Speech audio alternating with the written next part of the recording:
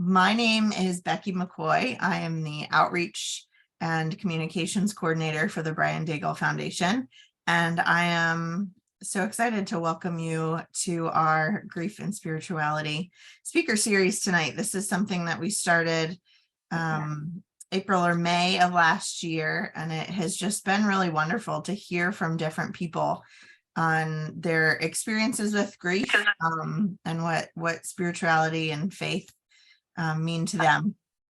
So I'm really looking forward to that. And yeah, feel free to ask questions and join in as we go. So here is what to expect. This is how our evening will go. We're going to begin with a contemplative practice. Then we're going to have our guest, the Reverend Dr. Katherine Kussmaul. We'll have time for a question and answer with her.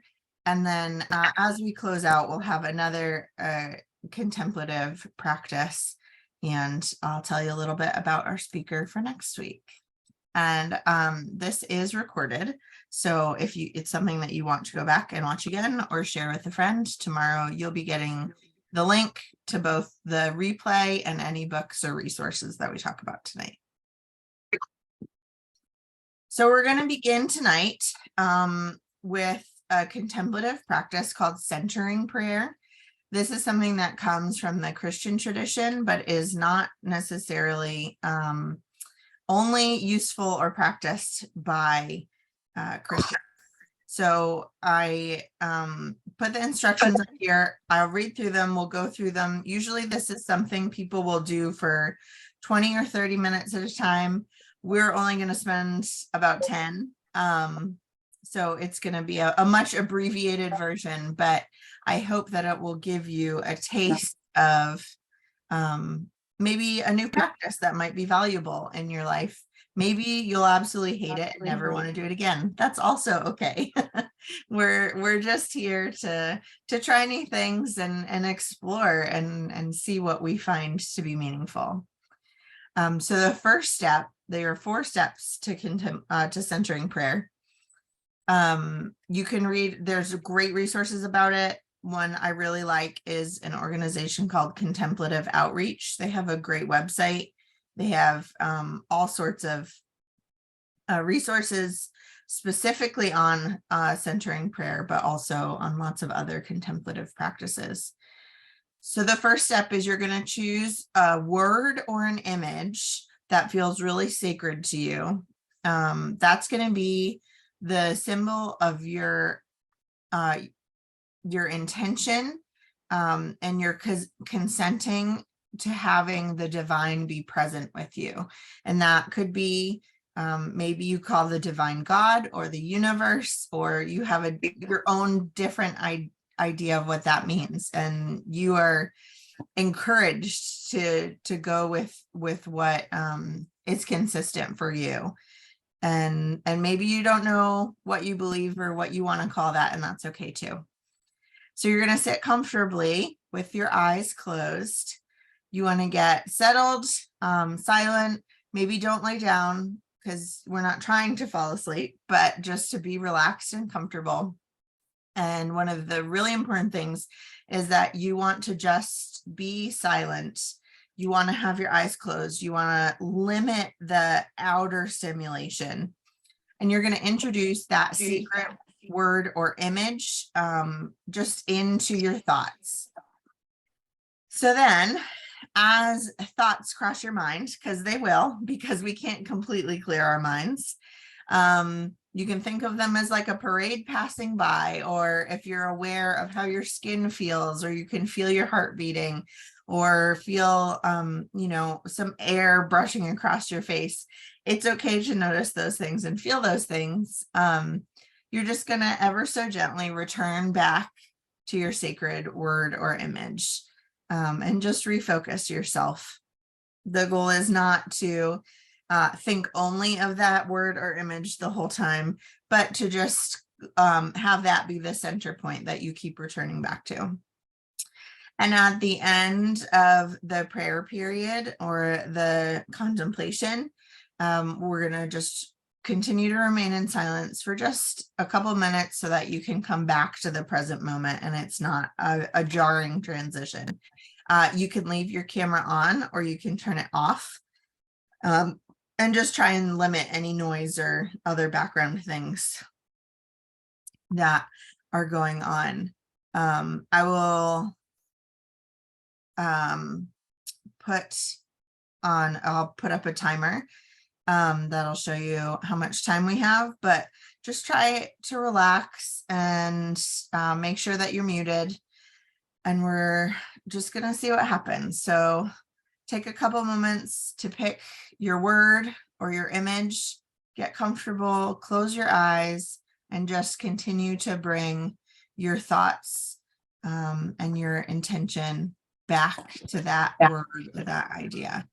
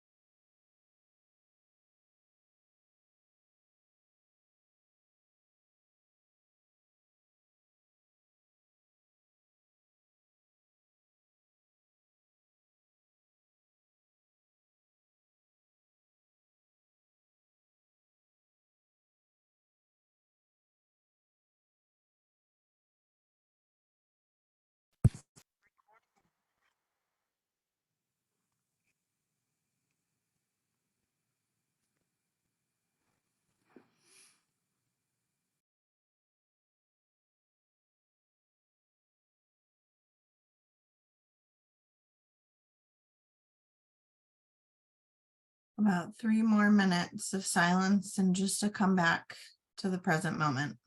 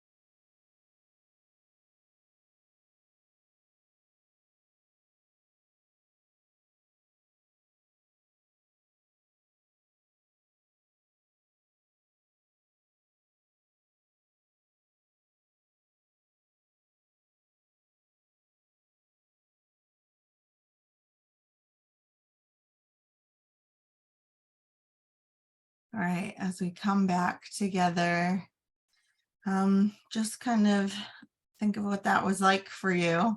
Maybe it was wonderful. Maybe it was awkward.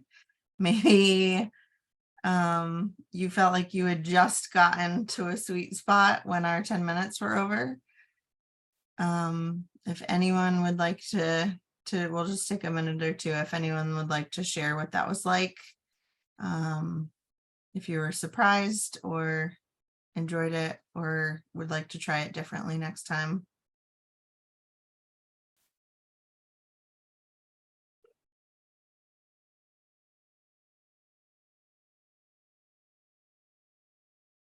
All right.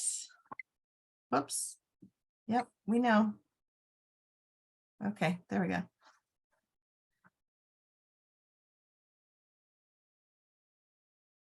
I am very excited to welcome you tonight to hear from our speaker, Reverend Dr. Katherine Kussmaul. You'll see in the videos, she has her name as Kat, and titled Noticing Your Grief, Exploring Your Way. The Reverend Dr. Katherine L. Kussmaul is a pastor, preacher, chaplain, and end-of-life doula living in Raleigh, North Carolina. Katherine cherishes opportunities for meaningful conversation with a broad range of God's beloved, children, youth, and adults, individuals, household groups, and congregations, and folks spanning a comprehensive and ever-growing continuum of identity. These meaningful conversations lean into topics that matter: birth and death, living and dying, hopes and dreams, joy and grief, and those big questions with which we struggle. Katherine is a daughter, sister, aunt of 5, and partner. She loves the Pittsburgh Steelers, preparing meals for others, exploring the plant nursery where she lives, laughing with friends, and spending time with Dibley, her 12-year-old Bichon Frise, who, yes, is named after the Vicar of Dibley, which I love because that is a wonderful show. Katherine is a graduate of the College of Worcester, Duke Divinity School, and Aquinas Institute of Theology. She is a Presbyterian and PCUSA pastor who has spent the last 23 years serving congregations and communities in Leeds, England, Cary, North Carolina, Urbana, Illinois, and Raleigh, North Carolina. She completed a chaplaincy chaplain residency at WakeMed in Raleigh, where she continues to work as a contract chaplain and a stress counselor for WakeMed Cardiac Rehab. She provides care as a PRN spiritual care coordinator at Transitions Life Care, facilitates confirmation at West Raleigh Presbyterian Church, coordinates congregational care at Kirk of Kildare in Cary, North Carolina, coaches writing as a freelance editor, and is in the process of launching an end-of-life doula business. So I am so excited to welcome you. That's so much. But thank you so much for being here, and it's all yours. Perfect. It is so much. I'm like, stop reading. Yeah. No wonder I get tired sometimes at the end Exactly. of the day. I'm like, oh, girl. Well, Becky, I want to say thank you to you for inviting me to be a part of this series. I know that we connected through last month's speaker, Brandon Nappy. He and I have some overlap in our education and way we experience life. I also, Anne, want to thank you and Paul and to your foundation for honoring your son and giving us this opportunity to ask the big questions and wonder about the big things. So Becky doesn't know me very well, but I'm super conversational. So I'm going to try. Yes, some people who know me are like, oh my gosh, she'll talk forever. So I'm going to talk a little bit about myself, and then we'll kind of jump in to this sort of theme of tonight. And I think it's important for you to hear a little bit about me, just because then I think it makes it easier for us to talk. You'll find out that I'm superhuman and super sarcastic and stumble on words, and I'm really most interested in our finding our way together. We good?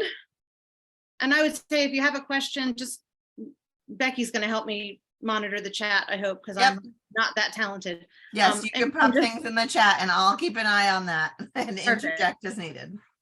Excellent, please do.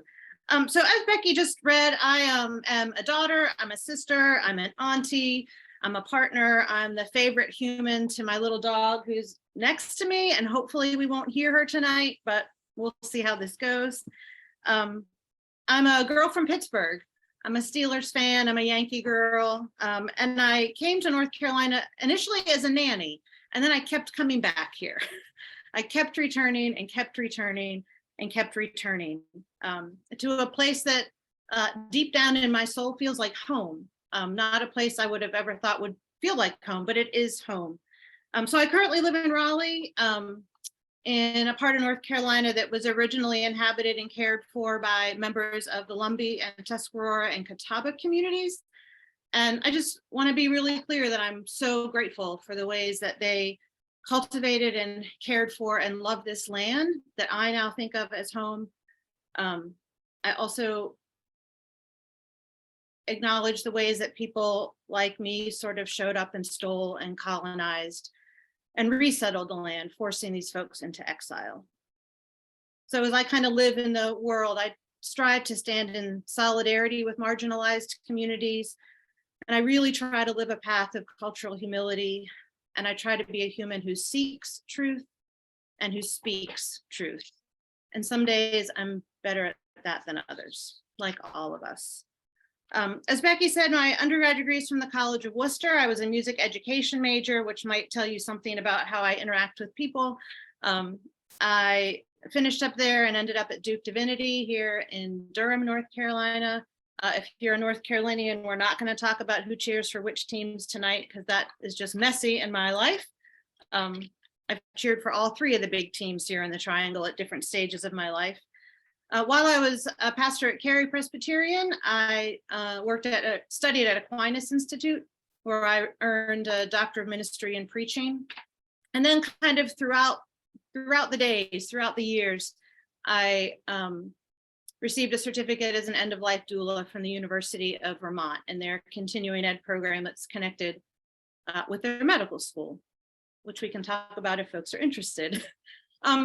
I have over 20 some years of parish ministry experience, this year-long chaplain residency, and right now I'm doing a whole bunch of different things. I call them all side hustles, while I'm like holding space for whatever the new hustle is going to be. I haven't figured that out. So I am working as a trauma chaplain, a hospice chaplain. So I do interfaith work and some faith work and no faith work.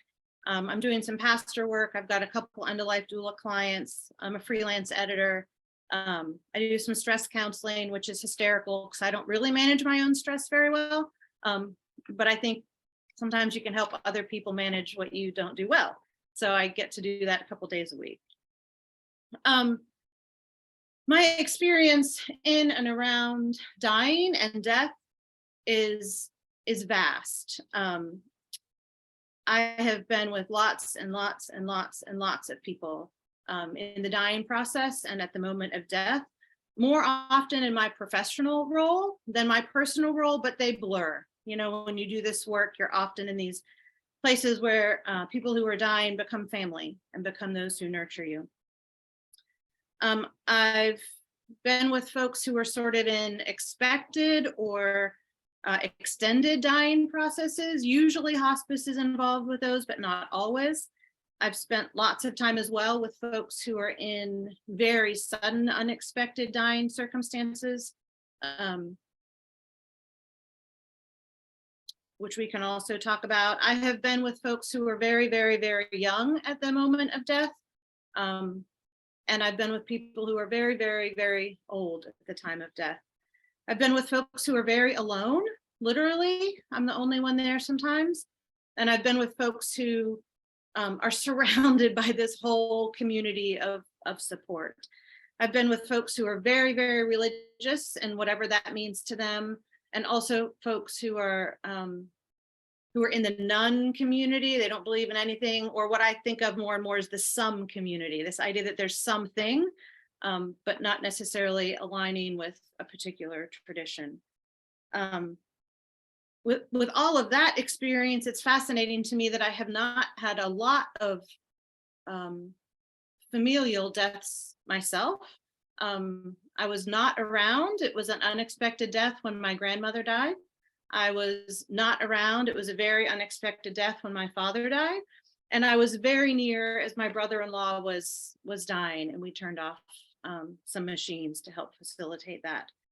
The other folks who I think of as near and dear are beloveds, some of you whose beloveds are here, with whom I walked roads of dying and roads of saying goodbye, and got up early mornings and late nights to sit at bedside. They're kind of the folks in my communities who become beloveds. Folks who are really near and dear to my heart. I think the other thing that's interesting, when I think about dying and death, I feel like I've experienced dying and death sort of in a very clinical way sometimes, sometimes in a very practical way, and also in a very mystical way. And all of those sort of fit the person who is dying, as well as the folks who are around them. So it's just different ways that we navigate the dying process and what that looks like. The mystical, of course, is most intriguing to me because it's mystical and there's mystery there. I have had, I would say many of us would have had more experience with deaths by suicide than I wish I had. A young adult at a church where I served many, many years ago, a dad of 2 elementary kids for whom I was the pastor many, many years ago, a beloved one whose son died, and then shortly before that funeral, the beloved's ex's partner. I know that's a long relationship, but we were announcing one death while at the funeral for the other. And more recently, I've been in the trauma room with a family of a middle schooler, and living in Raleigh, there's been many, many deaths by suicide at NC State this year. I've lost count. I know the most recent was Friday. And so so I have some of that, not the same way that some of you might, but some of that experience. So I'm here tonight really to be a practitioner with you all. I'm here to sort of be a presider. I'm here possibly to be a pastor if that's what's needed, to be a presenter, also to be a responder and a learner. you all have done a lot of this work longer than I have, more than I have, differently than I have. So I'm eager to learn from you. And I'm really here to help us unpack that phrase, noticing grief, exploring your way. I think those 5 words really capture the kind of coaching I do when folks come to me and want to talk about grief. How we doing? I feel like I'm talking nonstop because I am. So I'm gonna, oh, we're doing perfect on time. Before I jump into talking a little bit about emotions and processes, I really want to be clear that I know this is difficult for some folks. I know that sometimes I could sit in a room and someone will say one word that just brings on the tears and I need to check out. If you need to check out, please check out. If you need to take care of yourself, that is the priority here. Keeping a video on is not the priority. Keeping audio on is not the priority. So if something is stirring up for you, notice it. Yeah, notice it, and then do what you need to do for yourself. So I'm going to just start by kind of talking about what I've experienced as a sort of range of survivor grief emotions that are sometimes experienced by those grieving a loss of a loved one. And I'm just going to kind of move through these. And my invitation is notice what resonates with you, something that you felt or known, and notice what doesn't. So in the sort of immediate, especially after an unexpected death, I often see, there's my sweet dog. Can you all hear her? Dibbly, quiet. So in the immediate, I often notice or see shock, which shows up in a variety of ways, sadness, anger, guilt. I often sometimes see relief. Sometimes I see peace.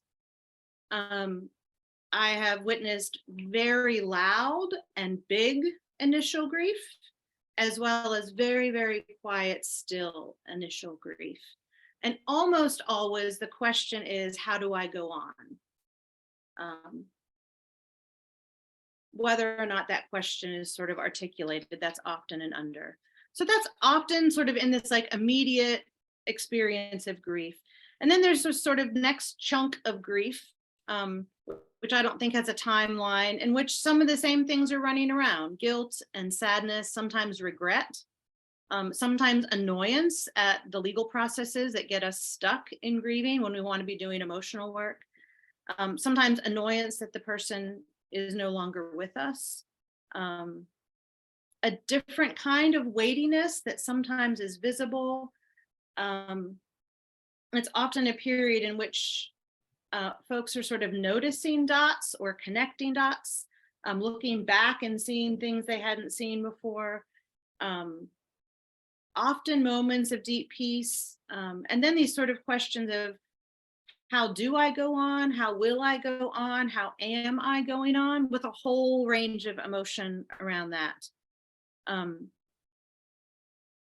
then longer term, again, I see sadness, right? I think I said sadness for all 3, because that's a big piece. Sadness, worry, some periods of peace and moving forward. And all of this makes me sound like I'm a very linear person, that grief is linear, and it's not. I wish there were a better image. Sometimes I want to think of it like a DNA double helix that's smashed into one dimension. So all the lines get blurred and confused, and they're crossing over and mixing up around each other. And all of it, of course, makes me sound like grief is prescriptive, which again, it's not. I mean, even working on these lists, I think, how do I come up with some words that describe a typical experience of grief? Because it's not that. And so I think of these tools, the things I've just listed, as sort of tools for noticing, right? So I'm curious for y'all, what of those descriptors resonate or don't? What would you add? And what have you noticed about your own grief, sort of immediate or a little bit out or a little bit further out, or others grief. So when you talk about noticing grief, what is it that y'all have noticed?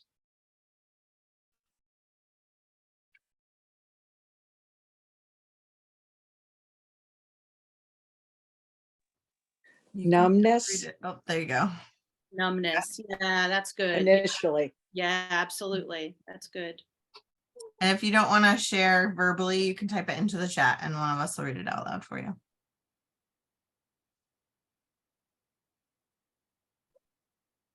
I really appreciate how you describe emotions as tools for noticing. I, throughout the many different losses that I've experienced, I feel like I finally learned that, but for a lot of years, decades, emotions were something to get through. And if I could get through the emotion, then I could get through the grief, and then the grief would be over. And that the emotions were more just like a problem to solve. But that never worked out very well.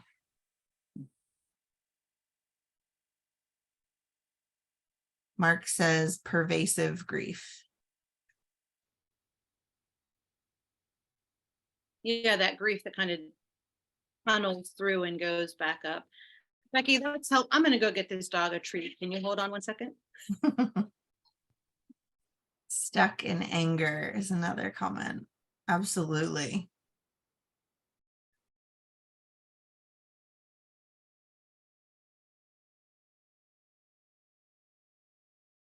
Anyone else have any other thoughts or reactions?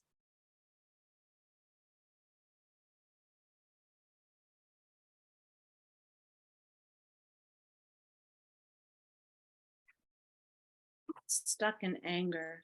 Yeah, I think, right. It's not prescriptive and it's not linear. And so whatever it is that we're feeling is something just to feel.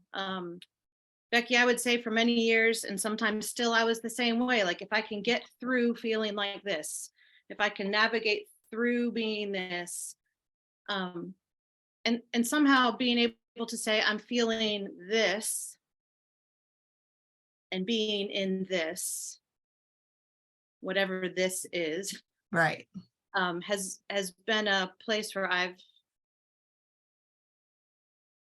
discovered some healing that I didn't think was there. Absolutely. Right? I've been reflecting on this a lot lately. I'm just thinking about, it's been 10 years now since my dad died and 8 since my husband died. And there were so many times when I would say, okay, I'm angry. If I can make my anger go away, then that's healing. As opposed to now saying, I'm angry. Well, of course I'm angry.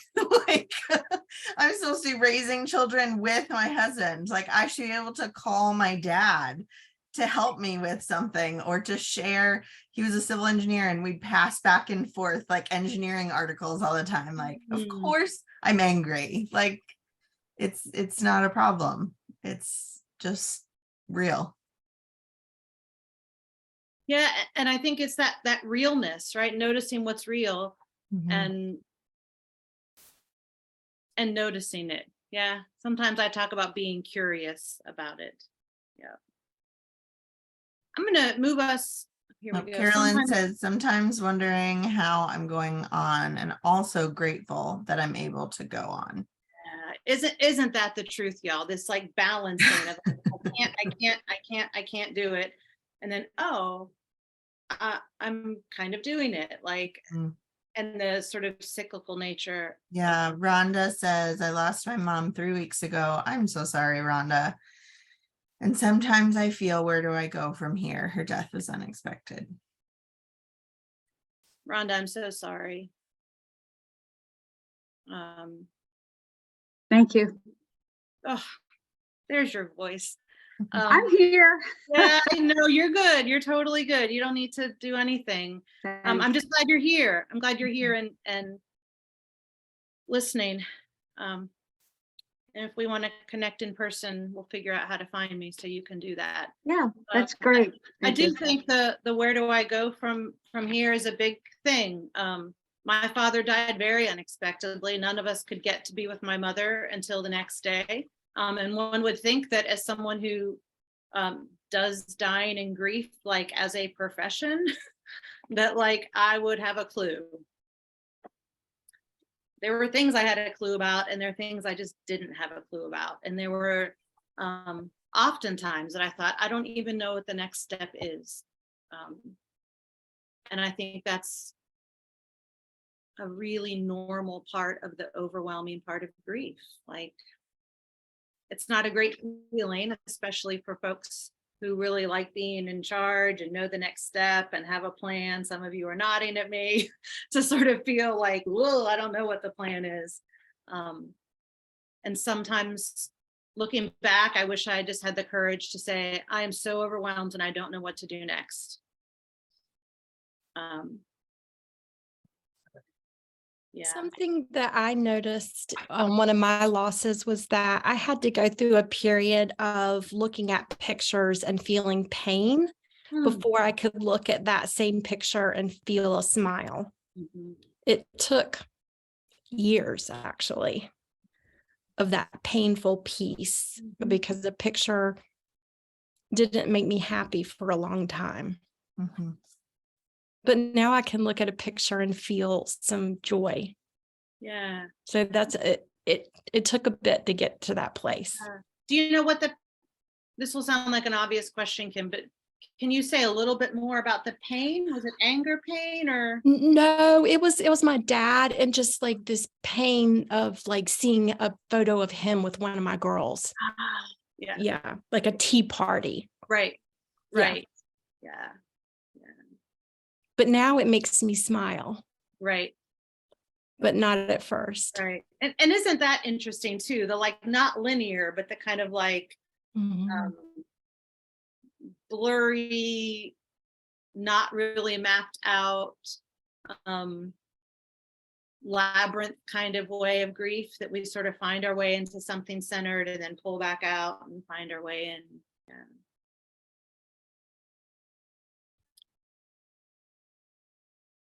I'm gonna move us a little bit to thinking about what can be helpful for folks. And again, like I'm just gonna share some things that folks have said have been helpful.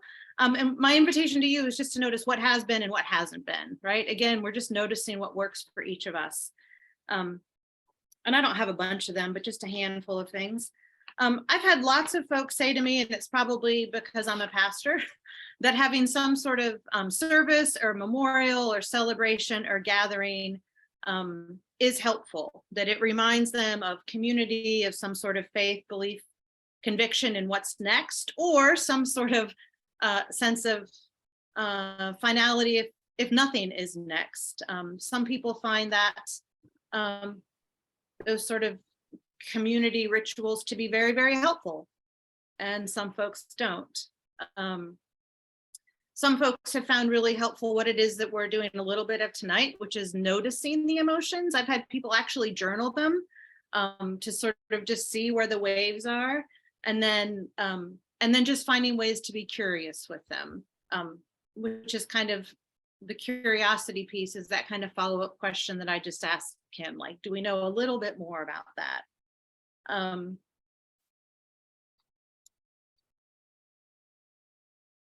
Okay, Becky, should we go to the chat or should I finish the section? Sure. Someone on an iPad says it's over 2 years since I lost my beloved grandson. The question, how do I go on, takes me back to that awful first day. I wish there was an answer to why. Absolutely. Absolutely. The why. Yeah. I mean, if we had answers to the why question, we would understand something of the world or something of the divine that we just don't understand, or something of the human condition. And it's probably the first question I hear every time I'm in a family waiting room at the hospital with the family, is the why question. And sometimes there are answers and sometimes there aren't. Sometimes I'm able to encourage folks, even myself, to move from why, which is often a why God question. I mean, sometimes it's a why clinically did this happen? Why behaviorally did this happen? But when it's a why God question, sometimes we can get to the point of saying, instead of why God, saying where God. And for me, that's where God, where spirit, where divine are you now in this midst?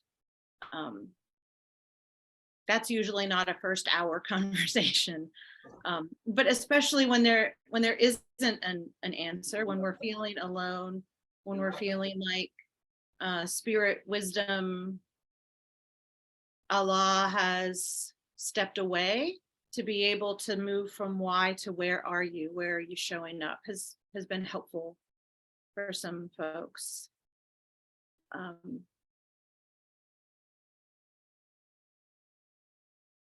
Yeah, it's right. I wish there were an answer to why. Yeah. It's a big question and may have different answers as we move through stuff. Yeah.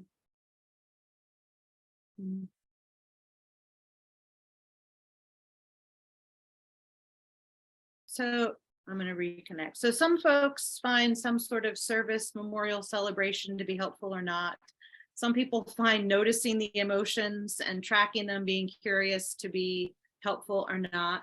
Some people really find community to be helpful, and some people don't. I have found, working with families, that it's often a meaningful conversation to help them think about who in their community is helpful and who is not helpful. And that's just honesty, right? Like, we all live in communities of people in which we interact with some people who are really, really helpful, whatever that looks like. That might be actually doing things, that might be showing up next to us. And we also live in communities where there are people who are probably very well-intended and very unhelpful. And so the number of times that I have encouraged folks to say, just because someone calls doesn't mean you have to answer the phone. Just because someone sends an email doesn't mean you have to answer it. And encouraging people to nurture themselves a little bit by opening the door to the folks who are helpful for them. Because it's your grief, it's our grief, it's the individual grief. And to say yes to folks who help us navigate that is helpful. To say yes and open the door to folks who aren't helpful doing that, at least for me, I just get frustrated and angry and want to slam the door, which isn't a great thing. Some folks find it very helpful to think about the words that we use or don't use. And in this situation, I'm thinking particularly about death by suicide. I've been with some families who are very clear. They say, don't say the word, Kat, don't say the word, don't say died by suicide, which would not be my preference. As someone who presides, I would rather speak some truth around that in a way that feels compassionate and honest and clear, and provide some resources to others. But I think taking time to be intentional about the why we use words or not words, why we say a lot about how someone died or not.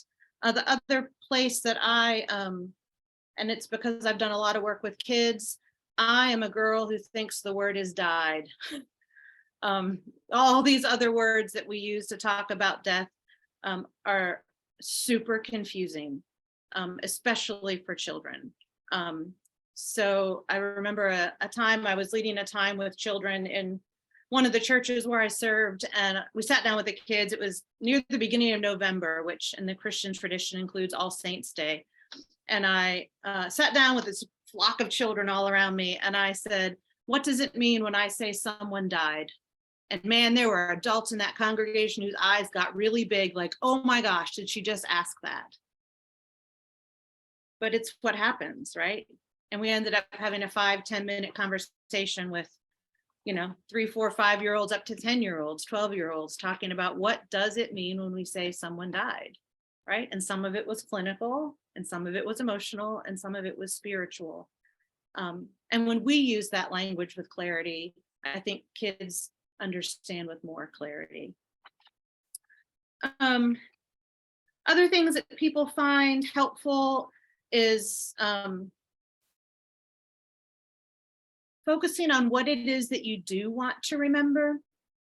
I have found this in my trauma work, that sometimes what I'm remembering from a situation at the hospital is not what I want to remember. And so sometimes it's helpful for me to sit, to write, to say, what is it about that experience that I do want to remember? I am a pretty visual person, and so sometimes I leave the hospital with clear things in my eyes. When what I need to remember is the way a child looked at me, right? Or a way a team came together, or the way we helped parents figure out the next step. And it's not just on sudden things, it's all the way along. It's just to have some intentionality around remembering. Some folks use rituals on an annual basis, celebrating a birthday, an anniversary of a death, continuing to honor birthdays and marriage anniversaries and relationship anniversaries. And some folks do that right from the beginning, and some folks might start that down the road as a way to look back. Some folks really benefit from an item, a tangible item to hold close. And so I'm going to hush now because I think it's more interesting to hear what you all have found helpful or not helpful as you have sort of found your way. And I think I'm just kind of thinking in terms of practices, rituals, services, items. What are the things that you find help facilitate grief in a way that lets you notice, or the flip side? What gets in the way? Catherine? Hey, Chris. Hi, how are you? I have something that has to do with the use of words. Okay.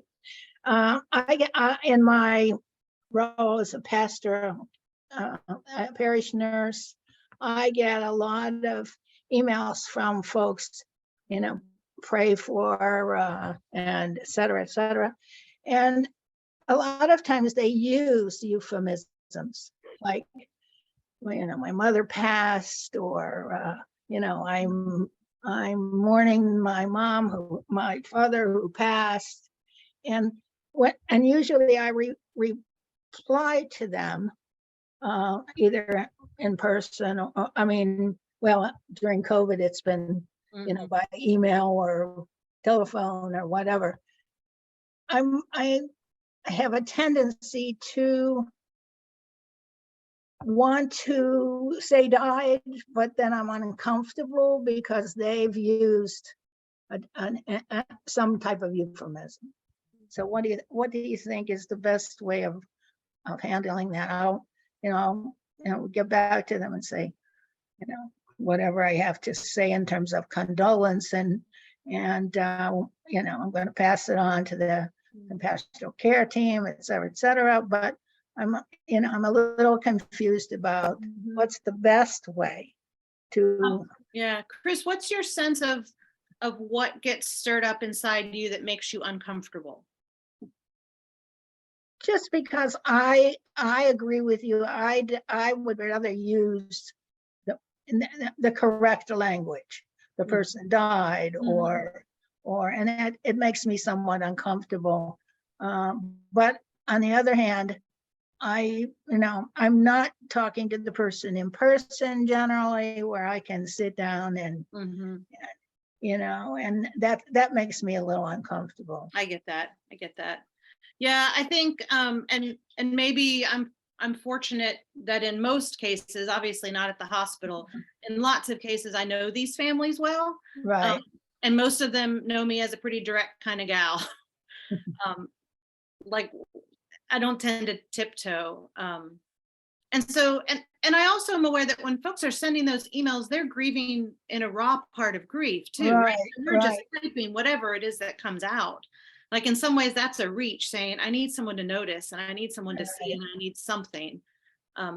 So I tend to use the language that I'm comfortable with because it's authentic for me. I'm not in people's brains to know if that makes them crazy when they receive that back, but I think having the relationship helps. Right. And I also think, and maybe it's the end of life doula in me, modeling the language that I think makes sense is also for me a helpful piece. The fact that I may or may not have an opportunity to meet with these people in person, and sometimes I can, sometimes I will do that, but a lot of times it's been, just passing, saying it, something comforting if possible, offering a prayerful condolence. And for some folks, they'll, if we're talking on the phone, I'll say, would you like me to pray with you? And that sometimes helps break the tension for me, also for them, I think. Yeah, I think most of the time that's about connection, right? Most of the time those calls, those interactions are not about information sharing. No, that's right. They're about connecting. And so I do tend to use the language "I died." That being said, if we're in the trauma room and someone is calling their loved one to say that their loved one died, like, they use whatever language they want to use and I sit next to them. Well, I think it's helpful. Yeah. It's helpful. Yeah. What else have folks found helpful or unhelpful, sort of as you've journeyed through grief? What are the places that have, the things, the rituals, the things that have been helpful or unhelpful? Hi, I'm Lisa from. Hi, Lisa. Hi, and it's funny that you're asking this because I just had the anniversary of my son's death on Friday, and nothing has worked. I'm Catholic, so for the first several years, it was, a mass was said for him. I went to church, and it was the church where his funeral was, and then the priest, said his name, and then I just felt like crap all day and cried, and it was awful. And so I did that for a while, and I went up to Boston one year when he died, where he died, and followed his whole day. Was not helpful for me. That took me a little while to get over. Probably shouldn't have done that by myself, but I did. And then this year, because of this wonderful grief program that Becky and Anne have put together, I've learned a lot about the rituals of grief and candles and, like customs that that are sort of out of my world a little bit, but I was curious. And so I've been reading about things. So I found this, so instead of doing church or trying to come up with something, creative, there was a book written by a woman about grieving survivors of, suicides. And it was this little, you light 5 candles and each person says something different when they light the candle. So I had my husband and my sister came up from Florida, and then I had a friend, and we sat there and we lit the candles and we said these words from the book. And then it was the best thing I've done. It was the best thing. This is the 6th anniversary, and of everything that I have tried, of course, nothing is going to make it bearable. I mean, nothing's going to make me happy, but at least I didn't feel like I was just trying to come up with something. It was wonderful. It really was. And so that was helpful for me. Lisa, I love that. I love that your ability, your capacity to notice over time what wasn't working. And that internal, whatever that is, hunger, longing, desperation to find something that would work. I think that curiosity can help us when we realize this doesn't work and this doesn't work and this doesn't work. right? Because I mean, Nothing really works. It just right. makes it a little less unbearable. It really is. And then the days, and then you move on to the next day or the next anniversary or whatever it is, but you just have to get through that time. So whatever makes it a little less painful for me is, I'll take it. Lisa, will you send me the title of that book? I will. Just I'll in send- case we have other people that might find that really Sure. helpful. Sure. That would be great. Thank you, Lisa.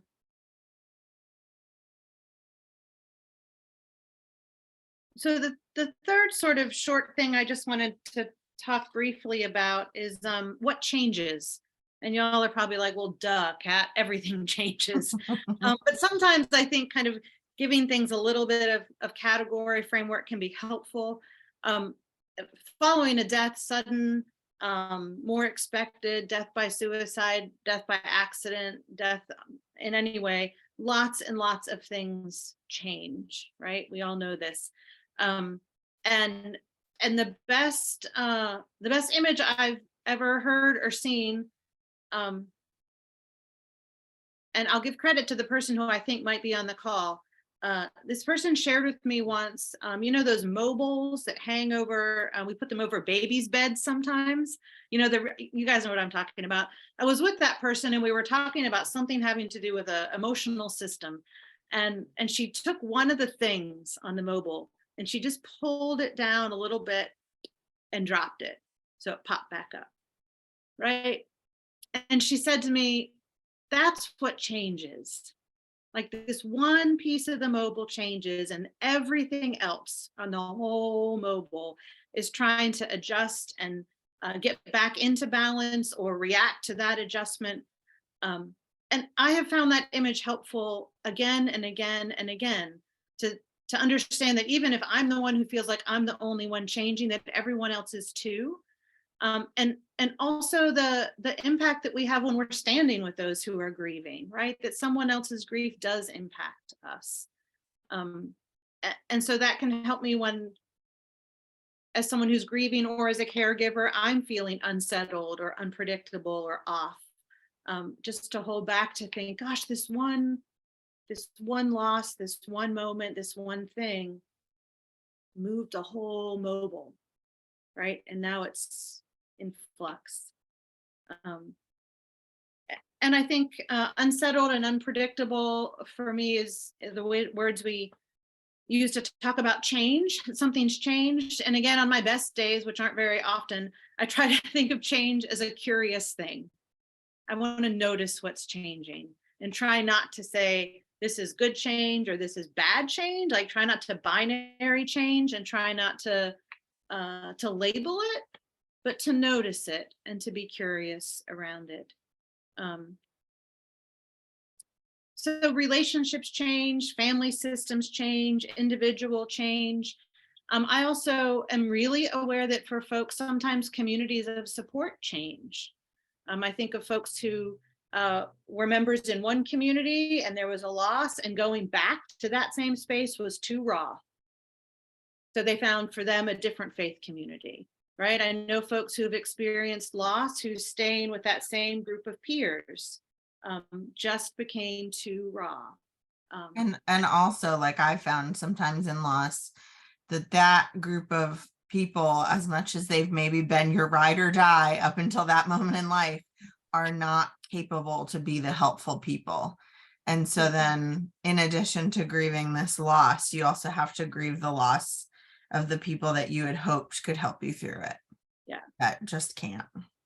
Yeah, absolutely. And then we have to sort of figure out, are these folks we're going to let in today, or are these folks we're going to say not today? Mm-hmm. Which might be not today or not this week, or sometimes it's not ever, right? Sometimes it's this is just not a relationship that helps me to move forward in a healthy way. So when I'm trying to just notice this kind of stuff for me, I just kind of say, where and with whom am I finding what I need? Where and with whom am I feeling support? And I also ask, where and with whom do I feel ickier? I know that's not a word. Where and with whom do I feel ickier, right? Not as good. Just as a way to notice the feeling and to get clear about what that might be and how that might give me clues about a next step.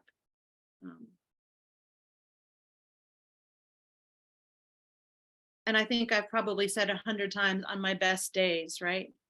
I say that a lot with families. I say that with a lot with parishioners. On my best day, because not every day is our best day. We have crappy days in the walk of grief. And so some days I don't do these beautiful, idealized things that I think are helpful. Some days I crawl back under the covers. Someday I find myself spending time with people who I know aren't very helpful for me, but they're familiar, right? And so I kind of know what my best days are, and I know what my crappiest days are, and most of the time I'm somewhere in the middle of that.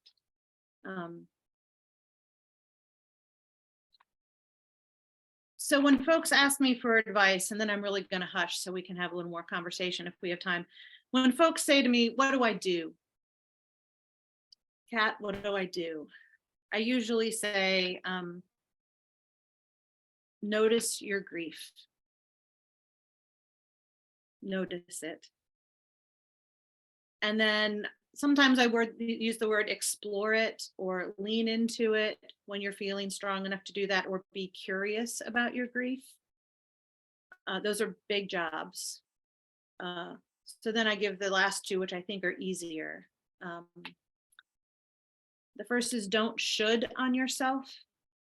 I have a supervisor who I would come back from doing a visit in the hospital and I would say, I should have. And she would just look at me and say, don't should on yourself. Like, live what you did, learn from it, move forward. She said the shoulds just aren't helpful most of the time. So don't should on yourself. And then the thing that I have found myself saying more and more as I leave a room is be gentle with your heart. Which can mean all sorts of different things to different people. But I hope what it invites is some tenderness for you. Whether that's an easy day or a hard day, but to be gentle with yourself and your heart.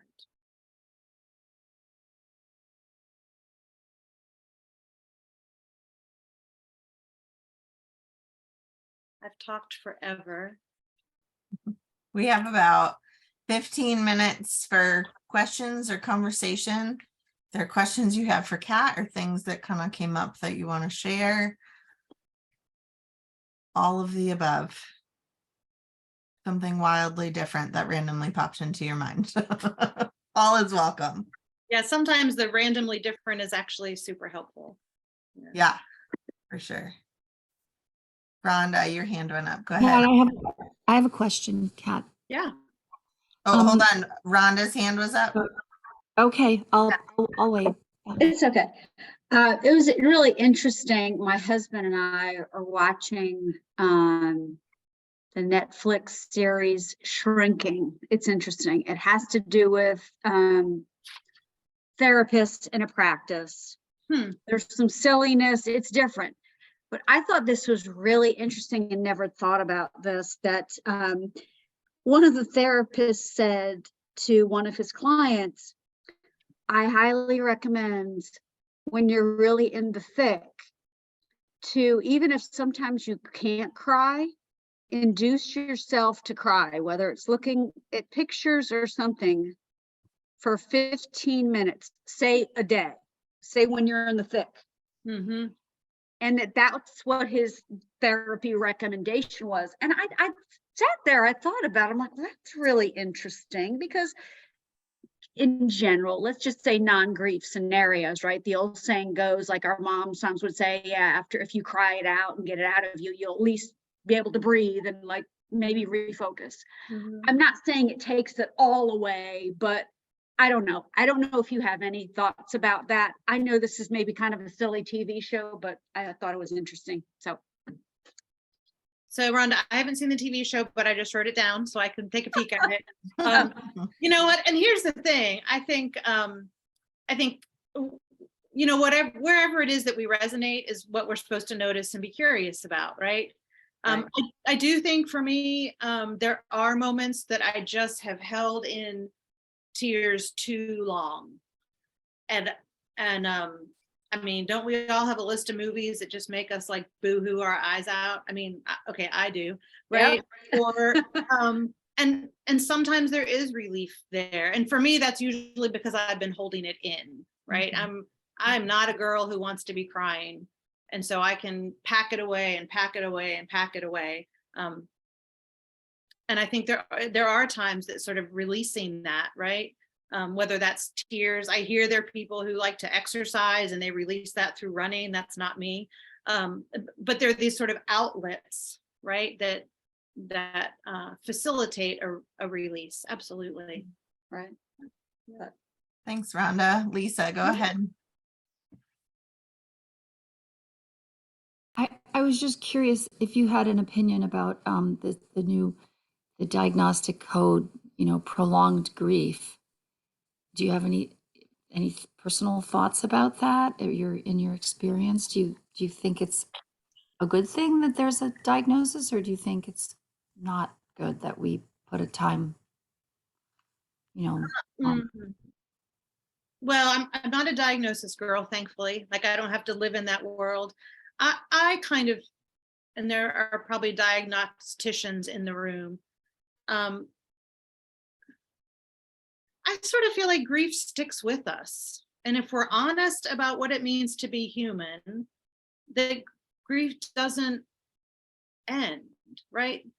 Yeah. So it feels like all of us would have this prolonged grief.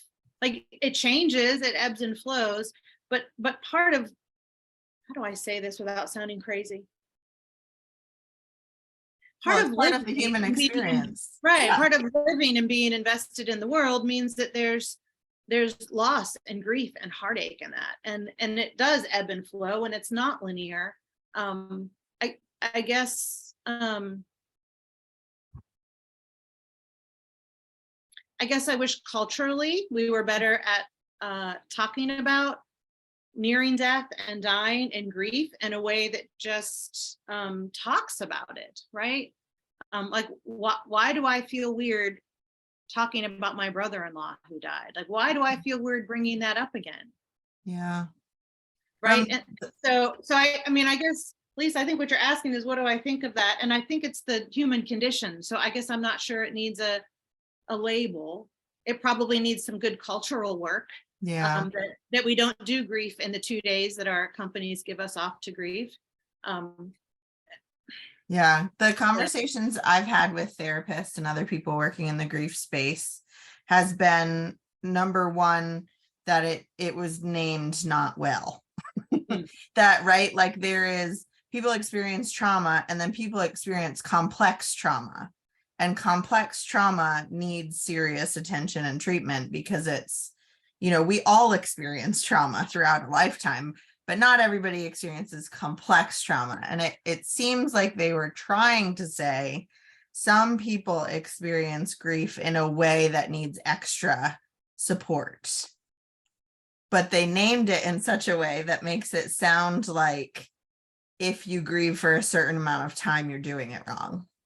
But yeah, the consensus seems to be it's a human thing, and maybe the DSM shouldn't be in charge of naming things.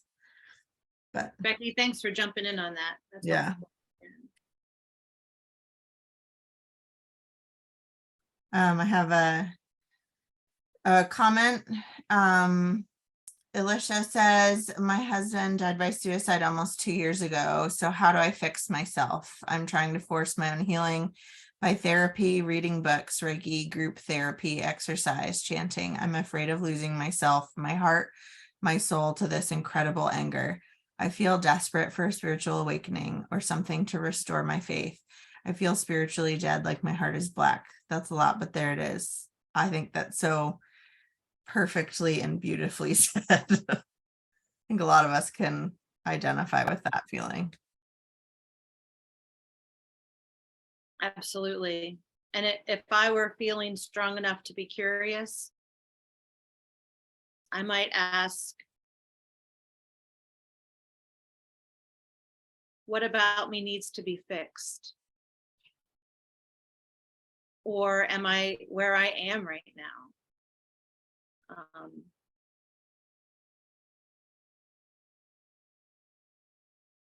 Yeah.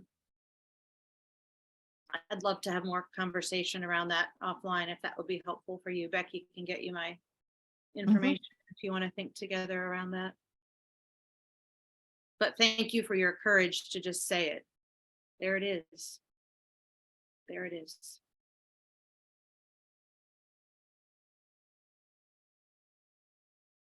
Carolyn, I see a hand. You might have to unmute yourself.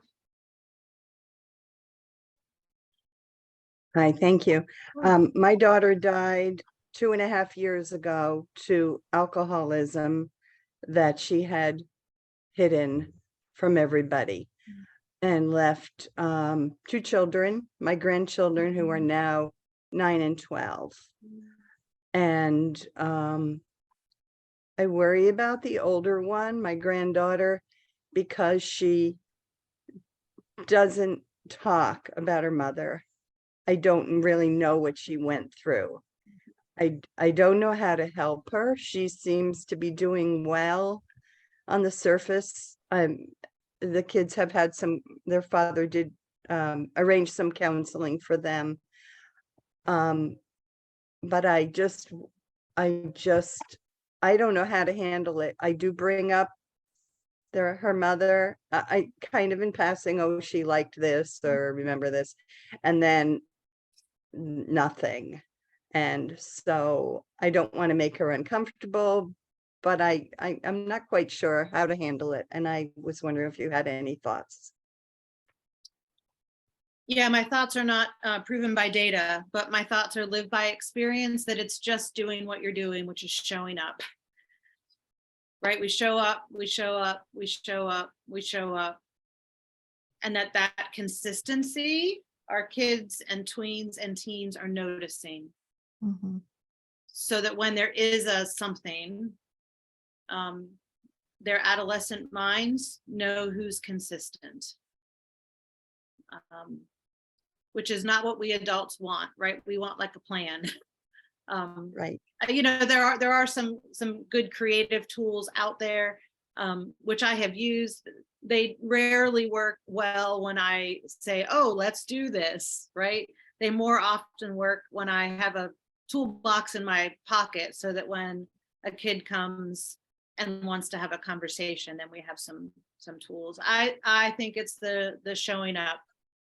When my brother-in-law died, my boys, they're not mine, my nephews were 15, and 9. And it's just showing up, you know, and showing up and showing up and showing up. We don't talk a lot about their dad, but sometimes we do. I wish it were easier. Thank you. That helps. Absolutely.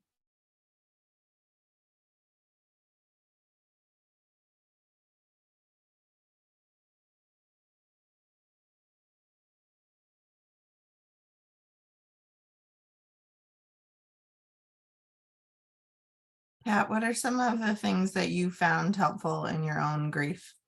What are those things that you find to kind of help facilitate or support your own noticing?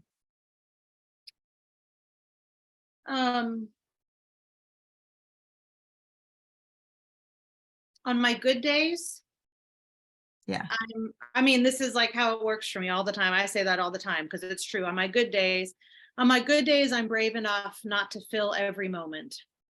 On my good days, I'm brave enough to just say, I'm going to sit for 5 minutes, maybe 10, to just notice.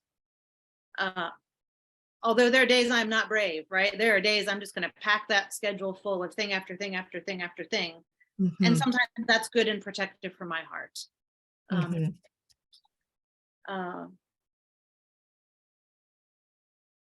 Having a great psychiatrist helps. I mean,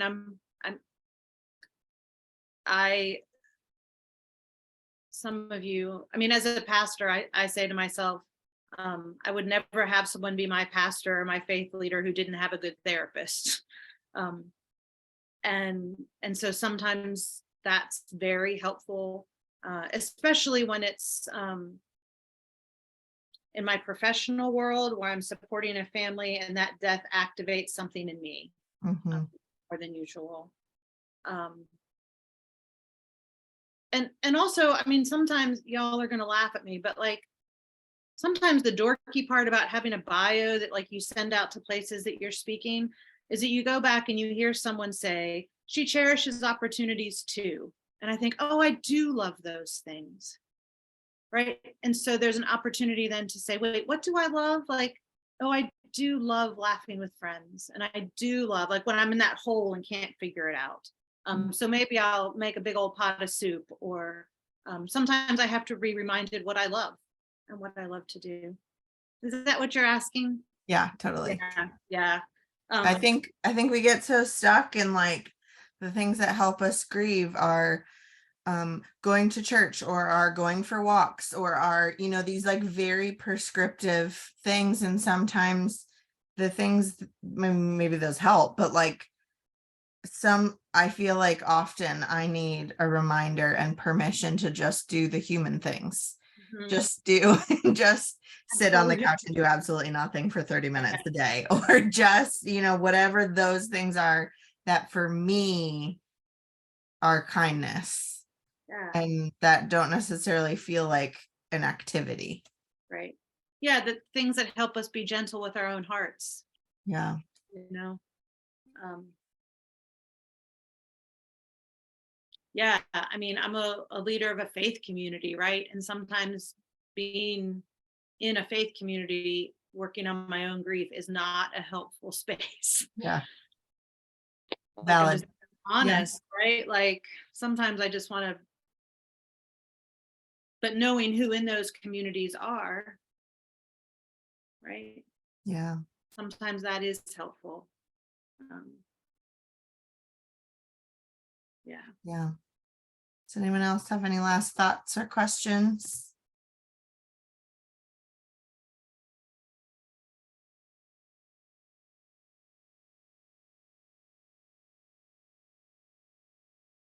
I'm so grateful to be with you all, and I'm grateful for your courage to show up here and the words you've said and the words you've left unsaid. Mhm. Sometimes showing up is the task, and so I'm grateful for y'all being here. Thank you so much. This has been, I know I've been like scribbling notes here the whole time, just kind of unlocking like half-formed thoughts that I had coming in that like, oh yes, okay, that's what my brain is trying to explain, or like that's the thing that I've been curious about, but I haven't been able to, you know, bridge the two thoughts. So that I'm really, really grateful for the thoughts that you shared here tonight. And I know I've said this, I'll say it again. Becky knows how to find me. Yeah, with some the of you- email tomorrow, I'll share your email and all that kind of Perfect. stuff, so people Yep, can and get in touch with you. feel free to reach out. I'm happy to show up alongside you and be present. Yeah. Thank you. Well, not knowing Kat, but knowing a little about her through Brandon, I felt like I wanted to end today with this poem. That's called I Am Complete Simply Because I Am Imperfect. And I think it really is not a neat and tidy bow, because we don't do that with grief, but as close as we can get to end our conversation tonight. So I am complete simply because I am imperfect by Rupi Kaur. We think we are lost while our full are found, and complete selves are somewhere in the future, We get on our hands and knees thinking self-improvement will help us reach them. But this finding ourselves is never going to end. I'm tired of putting off living until I have more information on who I am. I'm a new person every month, always becoming and unbecoming, only to become again. Our fuller selves are not off in the future. They're right here in the only moment that exists. I don't need fixing. I will be searching for answers my whole life, not because I'm a half-formed thing, but because I'm brilliant enough to keep growing. Everything necessary to live a vivid life already exists in me. Very nice. Next month, our speaker is Tracy Kroll. Tracy is the founder of the Sound Retreat in Chester, Connecticut, right near where the Dagle Foundation is. He uses his background as a musician to provide an auditory experience with therapeutic instruments, including gongs and crystal bowls. The Sound Retreat is a peaceful nature and wellness sanctuary nestled at the edge of a lush state forest in the beautiful Connecticut River Valley. The Sound Retreat offers private and group sound meditation sessions with ancient gongs, crystal bowls, drums, chimes, and bells to immerse you in a bath of beautiful sound and music that gently whisks you away into a sense of timelessness and deep relaxation. The Sound Retreat is also host to a variety of workshops and special events in holistic health and music. Escape from your fast-paced life and slow down for a spell to sink into soothing beauty of the Connecticut forest. I was able to do a session with Tracy at some point, I think it was about a year ago. And man, it felt like I had slept for a whole night and it had only been like 40 minutes. It was just so incredibly relaxing. So that is what I have for you tonight. Keep your eyes peeled for an email tomorrow that'll have the replay. It'll have some reflections on everything Kat shared with us, and then how to get in touch with her and other ways that maybe at the Dagle Foundation we can support you in your grief and other things. So thank you so much. Have a wonderful evening. And thank you again for just being willing to be here and be vulnerable and share your grief with us. Thank you. Have a good night. Thank you.